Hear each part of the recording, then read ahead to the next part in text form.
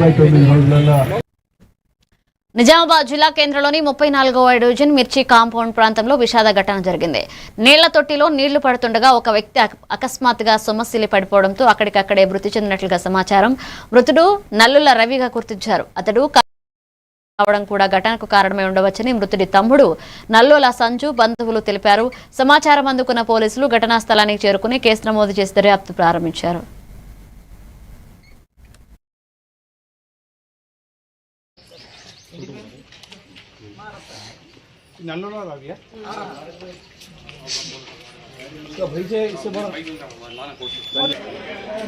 మా అన్న నల్లల రవి నల్ల గుంతలో పడి చనిపోయింది. మా అక్క చూసి మాకు చెప్పింది. ఈ పొద్దున్నే నీళ్ళు పట్టుకుంటారు రోజు రకంగానే. ఇంట్లో ఒక్కడే ఉంటాడు. ఇంట్లో ఇక్కడ పక్క ఇంట్లో మేము ఉంటాం. ఇట్లా 2 ఇళ్ళకు